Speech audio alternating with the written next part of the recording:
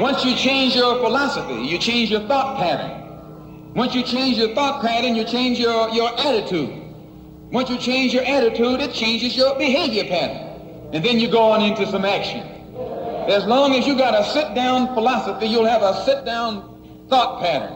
And as long as you think that old sit-down thought, you'll be in some kind of sit-down action. They'll have you sitting in everywhere. It's not so good to refer to what you're going to do as a sit-in. Then right there, it castrates you. Right there, it brings you down.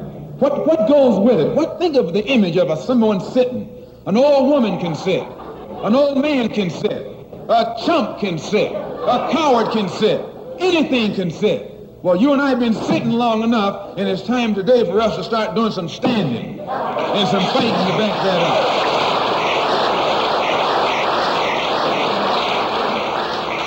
When we look at other parts of this earth upon which we live, we find that black, brown, red, and yellow people in Africa and Asia are getting their independence. They're not getting it by singing, "We shall overcome." No, they're getting it through nationalism. It is nationalism that brought about the independence of the people in Asia. Every nation in Asia gained its independence through the philosophy of nationalism. Every nation on the African continent that has gotten its independence brought it about through the philosophy of nationalism. And it will take black nationalism that to bring about the freedom of 22 million Afro-Americans here in this country where we have suffered colonialism for the past 400 years.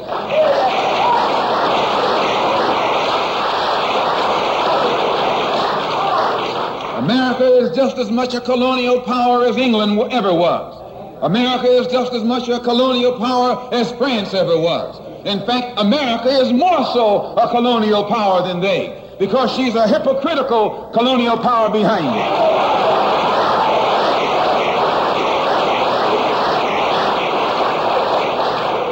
What do you call second-class citizenship? Why, that's colonization. Second-class citizenship is nothing but 20th century slavery. How are you going to tell me you're a second-class citizen?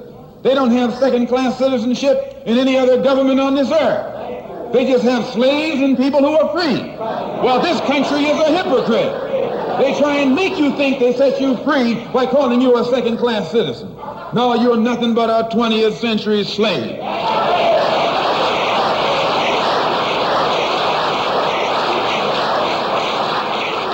Just as it took nationalism to remove colonialism from Asia and Africa, it'll take black nationalism today to remove colonialism from the backs and the minds of 22 million Afro-Americans here in this country. Looks like it might be the year of the ballot or the bullet.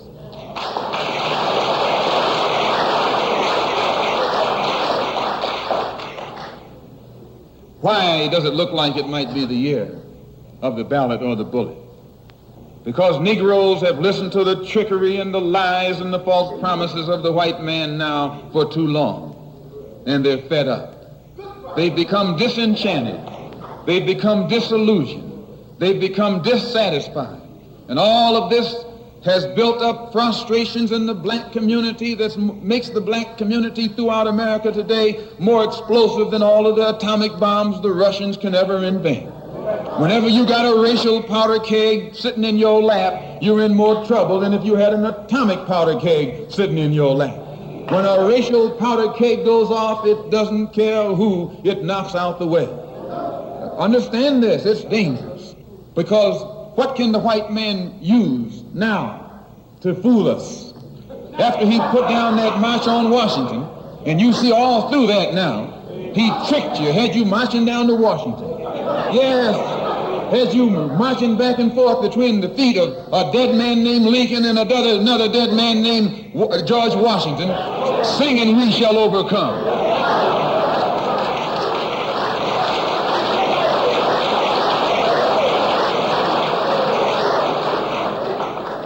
He made a chump out of you. He made a fool out of you. He made you think you were going somewhere, and you end up going nowhere but between Lincoln and Washington. So today our people are disillusioned. They've become disenchanted. They've become dissatisfied.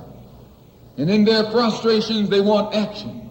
You'll see this young black man, this new generation, asking for the ballot or the bullet. That old Uncle Tom action is outdated. The young generation don't want to hear anything about the odds are against us. What do we care about odds?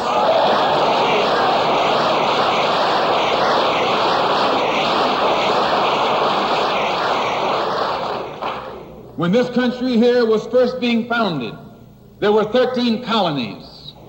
The whites were colonized. They were fed up with this taxation without representation. So some of them stood up and said, liberty or death.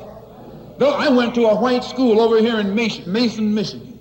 The white man made the mistake of letting me read his history books.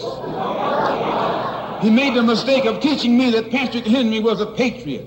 And George Washington wasn't nothing nonviolent about old Pat or George Washington.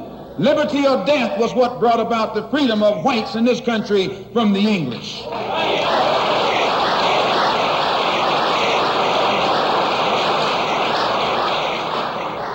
They didn't care about the odds.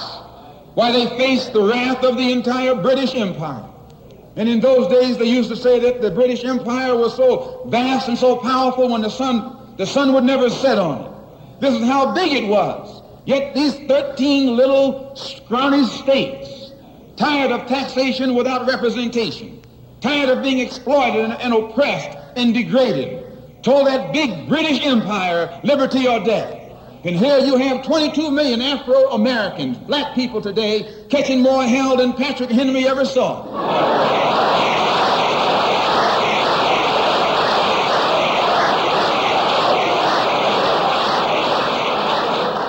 And I'm here to tell you, in case you don't know it, that you got a new generation of black people in this country who don't care anything whatsoever about odds. They don't want to hear you old Uncle Tom handkerchief heads talking about the odds.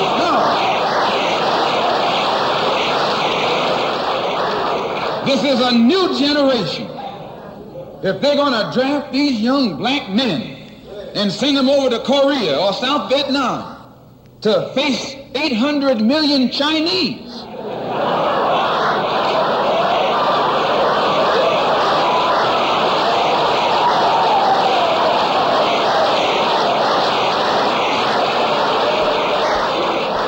if you're not afraid of those odds, you shouldn't be afraid of these odds.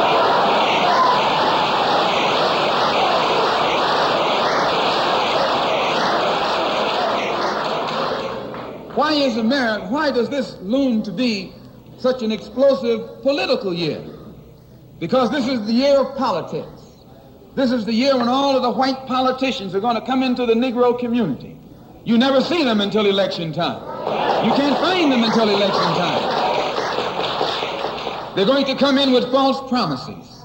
And as they make these false promises, they're going to feed our frustrations. And this will only serve to make matters worse. I'm no politician.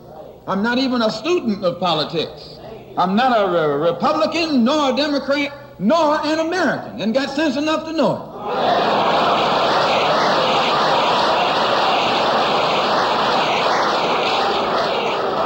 I'm one of the 22 million black victims of the Democrats. One of the 22 million black victims of the Republicans, and one of the 22 million black victims of Americanism.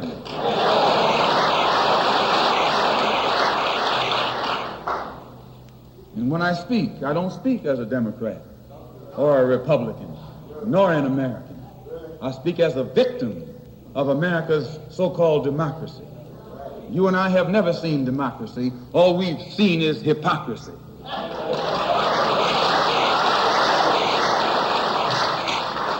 When we open our eyes today and look around America, we see America not through the eyes of someone who has enjoyed the fruits of Americanism. We see America through the eyes of someone who has been the victim of Americanism. We don't see any American dream. We've experienced only the American nightmare. We haven't benefited from America's democracy. We've only suffered from America's hypocrisy. And the generation that's coming up now can see it and are not afraid to say it. If you go to jail, so what? If you're black, you were born in jail.